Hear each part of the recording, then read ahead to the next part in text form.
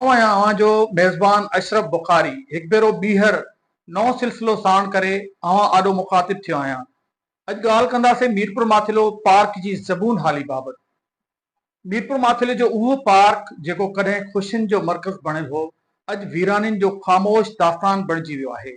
जिथे कॾहिं मुर्गुनि जा मेला लॻंदा हुआ, उते हाणे उदासीअ जा पाछा पखिड़ियल आहिनि। करोड़नि रुपयनि जी लागत सां तामीर थियल ख़ूबसूरत माग जेको ज़िंदगीअ जे रंगनि सां भरपूर हो, अॼु टुटल बेंचुनि, सुकल वणनि ऐं भॻल झूलनि जी सूरत में पंहिंजी बेवसी बयान करे रहियो आहे। कॾहिं हिन पार्क जी हर कुंड मां टहकनि जा आवाज़ गूंजंदा हुआ। नंढड़ा ॿार झूलनि ते उॾामंदे ॼण आसमान खे छुहण जी ख़्वाहिश कंदा हुआ। नौजवाननि जे अखियुनि में उमीदुनि जा ॾीया ॿरंदा हुआ ऐं वॾड़ा वणनि जी छांव में वेही सुकून जा पल ॻोल्हींदा हुआ। इहो सिर्फ़ु हिकु पार्क न, पर हिकु जीअरो अहसास हो, ज़िंदगी जो हिकु ख़ूबसूरत इज़हार। पर अॼु उहे सभु आवाज़ ॼण वक़्त जी कुंडनि में गुम थी विया आहिनि।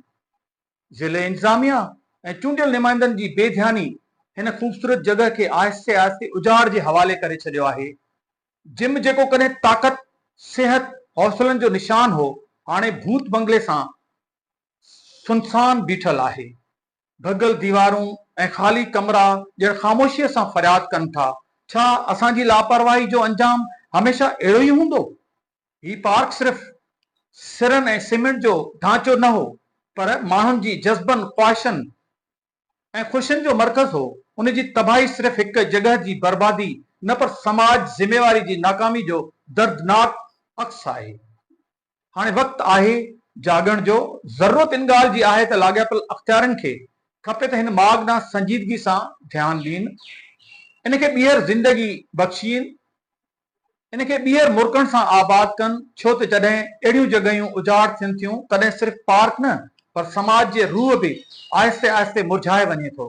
पंहिंजे मेज़बान अशरफ बुखारी खे ईंदड़ प्रोग्राम ताईं ॾींदा इजाज़त। अल्लाह वाही।